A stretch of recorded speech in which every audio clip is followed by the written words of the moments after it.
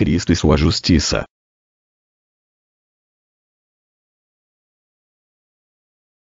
Capítulo 7. A justiça de Deus. Buscai, pois, em primeiro lugar o seu reino e a sua justiça, e todas estas coisas vos serão acrescentadas.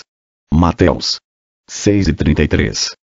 A justiça de Deus, declara Jesus, é o objetivo a ser buscado nesta vida. Alimentação e vestuário são questões de menor monta em comparação com ela. Deus a suprirá no devido tempo, de modo que o cuidado e preocupação excessivos não precisam direcionar-se nesse rumo, mas assegurar que o reino de Deus e sua justiça sejam o único objetivo da vida. Em Coríntios 1:30 é-nos dito que Cristo foi feito a nós justiça, bem como sabedoria, e uma vez que Cristo é a sabedoria de Deus e nele habita corporalmente toda a plenitude da divindade, é evidente que a justiça que se nos está disponível é a de Deus. Vejamos o que esta justiça é.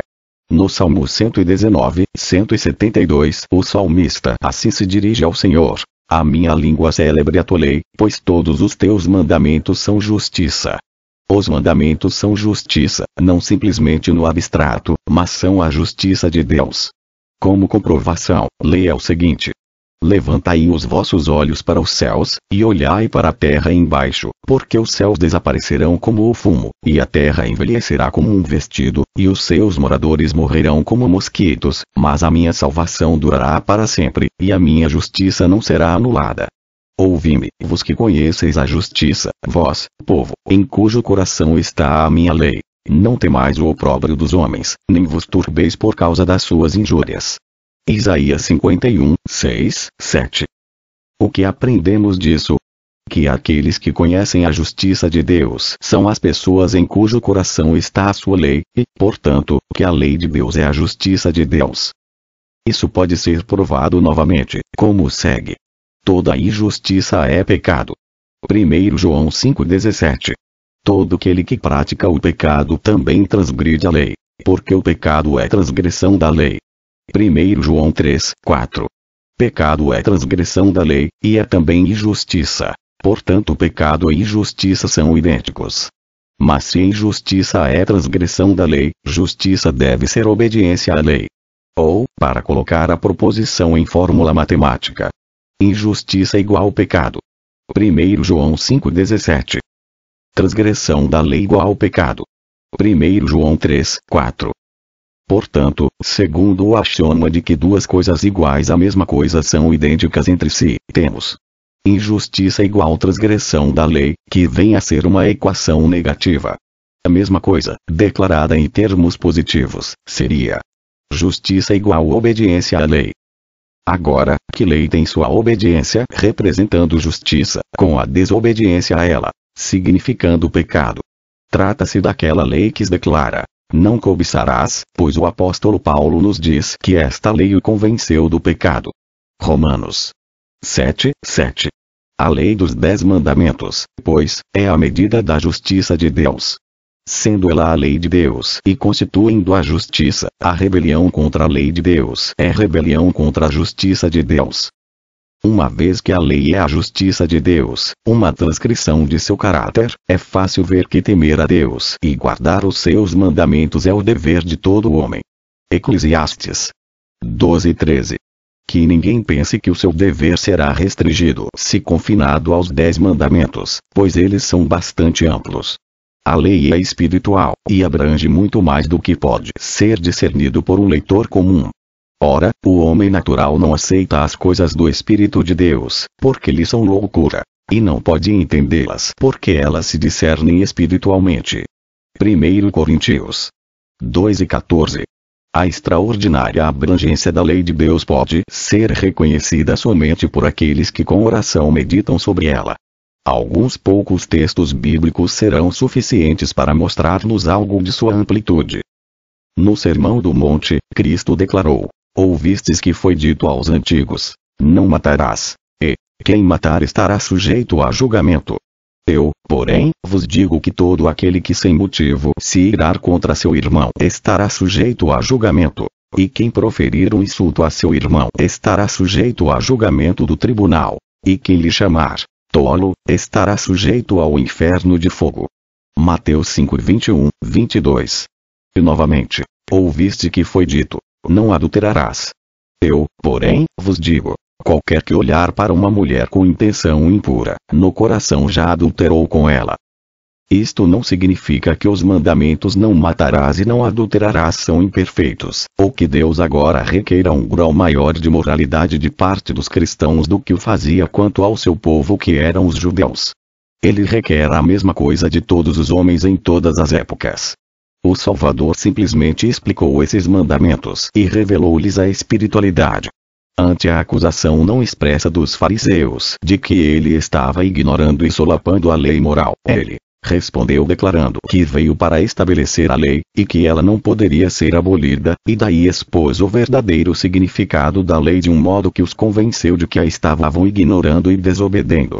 Ele revelou que mesmo um olhar ou um pensamento pode ser uma violação da lei e que ela é realmente uma discernidora dos pensamentos e intenções do coração. Nisso Cristo não revelou uma nova verdade, mas somente trouxe à luz e desdobrou uma antiga. A lei tinha exatamente o mesmo caráter quando ele a proclamou do Sinai e quando a expunha sobre a montanha da Judeia.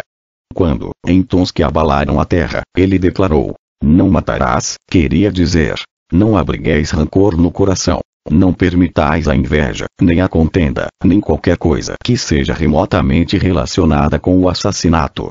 Tudo isso e muito mais está contido nas palavras: não matarás.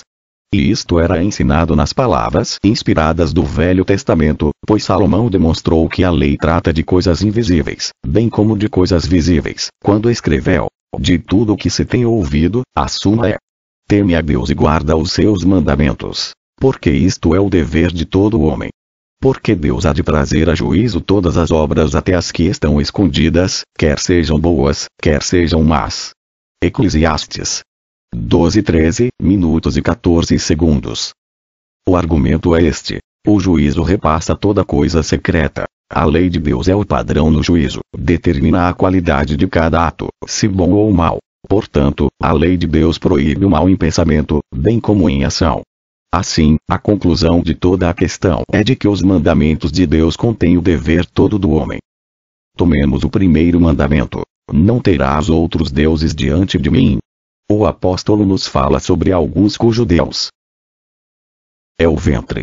Filipenses 13:19. Mas a glutonária e a intemperança são um suicídio, e assim descobrimos que o primeiro mandamento perpassa o sexto. Isto, porém, não é tudo, pois ele também nos fala que a cobiça é idolatria. Colossenses 3:5. O 10º mandamento não pode ser violado sem a violação do primeiro e do segundo.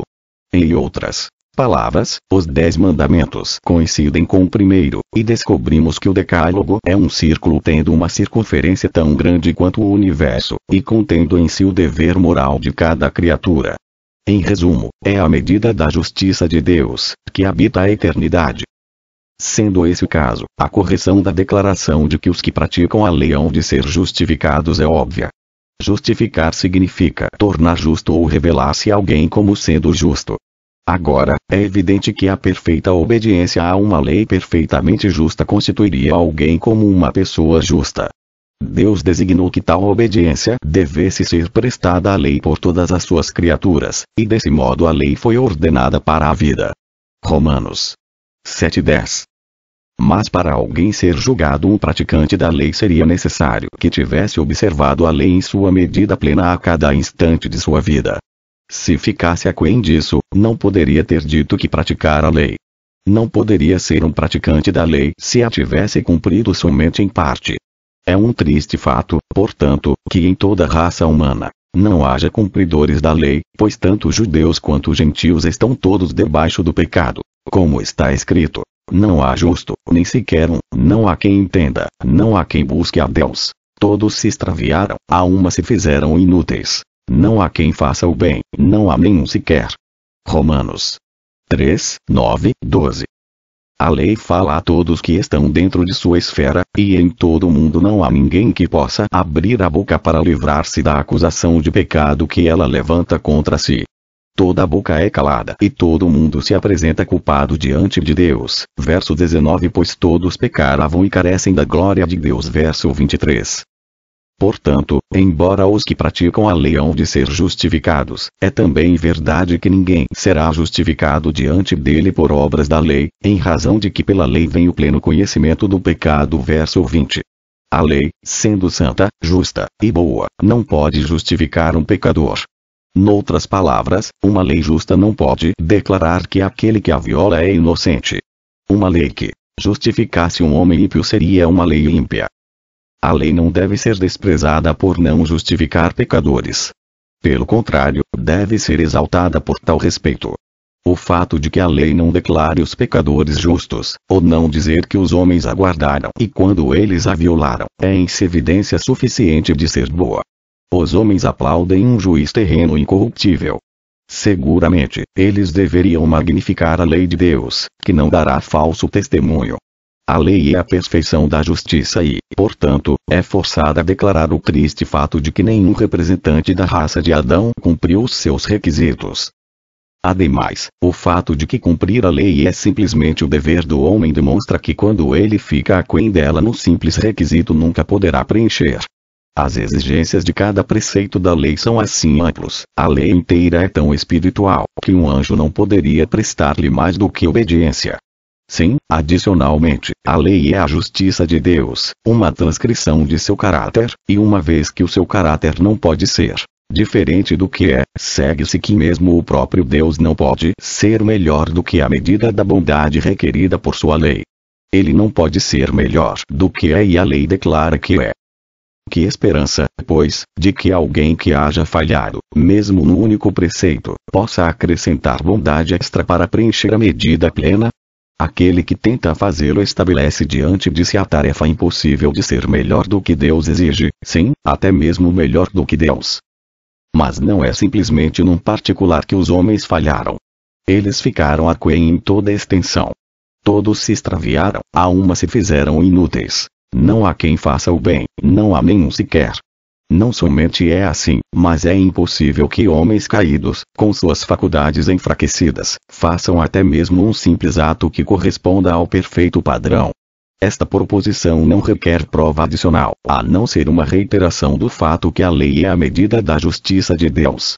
Certamente não existe ninguém tão presumido para reivindicar que qualquer ato de suas vidas tenha sido ou poderia ser tão bom como se feito pelo próprio Senhor. Todos precisam dizer com o salmista: outro bem não possuo, senão a ti somente. Salmos 16, 2. Este fato é contido em declarações diretas das Escrituras. Cristo, que não precisava de que alguém lhe desse testemunho a respeito do homem, João 2:25, declarou: porque de dentro do coração dos homens é que procedem os maus desígnios, a prostituição, os furtos, os homicídios, os adultérios, a avareza, as malícias, o dolo, a lascívia, a inveja, a blasfêmia, a soberba, a loucura. Ora, todos esses males vêm de dentro e contaminam o homem. Marcos 7:21, 23. Em outras palavras, é mais fácil praticar o mal do que fazer o bem, e as coisas que as pessoas fazem naturalmente são más. A maldade jaz no íntimo, e é parte do ser. Portanto, declara o apóstolo, por isso o pendor da carne é inimizade contra Deus, pois não está sujeita à lei de Deus, nem mesmo pode estar. Portanto, os que estão na carne não podem agradar a Deus. Romanos 8, 7, 8. E, outra vez, porque a carne milita contra o espírito, e o espírito contra a carne, porque são opostos entre si, para que não façais o que porventura seja do vosso querer. Gálatas 5:17. Sendo que a maldade é parte da própria natureza humana, sendo herdada por cada indivíduo de uma longa linha de ancestrais pecadores, é muito evidente que, seja qual for a quantidade de justiça que brote dele, deve ser somente trapo da imundícia. Isaías 64:6, comparada com a imaculada veste da justiça de Deus. A impossibilidade de boas ações procedentes de um coração pecaminoso é assim ilustrado vividamente pelo Salvador. Porquanto cada árvore é conhecida pelo seu próprio fruto. Porque não se colhem figos de espinheiros, nem dos abrolhos se vidimam uvas. O homem bom, do bom tesouro do coração tira o bem, e o homem mau, do mau tesouro tira o mal. Porque a boca fala do que está cheio o coração. Lucas 6:44 minutos e 45 segundos. Isto equivale a dizer que um homem não pode fazer o bem até que primeiro se torne bom. Portanto, as ações praticadas por uma pessoa pecadora não têm efeito algum para torná-lo justo, mas, ao contrário, procedendo de um coração mau, elas são más e somente são acrescidas ao montante de sua pecaminosidade. Somente o mal pode proceder de um coração iníquo, e a maldade multiplicada não pode realizar uma ação boa. Destarte, é inútil que uma pessoa má pense em tornar-se boa por seus próprios esforços. Tal pessoa deve, primeiramente, ser tornada justa antes de poder praticar qualquer bem dela requerido e que deseje cumprir. Assim, pois, fica o caso. Primeiro, a lei de Deus é justiça perfeita, e perfeita conformidade a ela é requerida de todos que entrarem no reino do céu. Segundo, mas a lei não tem uma única partícula de justiça para ser concedida a qualquer homem, porque todos são pecadores e incapazes de atender a seus requisitos. Não importa quão diligentemente nem quão zelosamente um homem haja, nada que faça alcançará a plena medida dos requisitos da lei.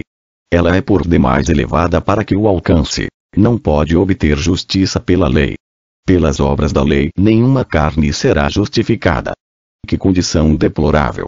Precisamos ter a justiça da lei ou não podemos entrar no céu, e contudo a lei não tem justiça para um sequer de nós. Ela não produzirá ante nossos esforços mais decididos e persistentes a mínima porção daquela santidade sem a qual nenhum homem pode ver o Senhor. Quem, então, pode ser salvo? Pode, então, haver tal coisa como uma pessoa justa? Sim, pois a Bíblia frequentemente fala de tais. Menciona-lo como este justo. Segundo Pedro 2:8. Declara: dizei aos justos que bem lhes irá, porque comerão do fruto das suas ações. Isaías 13:10, indicando assim que haverá pessoas justas que receberão a recompensa, e claramente é dito que haverá uma nação justa afinal, nas palavras: naquele dia se entoará este cântico na terra de Judá, temos uma cidade forte, Deus lhe põe a salvação por muros e baluartes. Abri-vos as portas, para que entre a nação justa, que guarda a fidelidade. Isaías 26:1-2. Davi diz: tua lei é a verdade. Salmos 119:142. Não é apenas a verdade, mas é a somatória de toda a verdade. Consequentemente, a nação que observa a verdade será uma nação que observa a lei de Deus. Tais serão os cumpridores de sua vontade, e eles entrarão no reino do céu. Mateus 7:21. Jesus é o caminho, a verdade e a vida. João 14:6. O Verbo de Deus. João 1 e Apocalipse 19:13. Portanto, Jesus é a perfeita encarnação da verdade da lei dos 10 mandamentos, a expressa imagem de seu Pai Celestial. Portanto, Jesus é a lei dada proferida pelo Verbo de Deus e Jesus é o que entrega a lei, o Criador.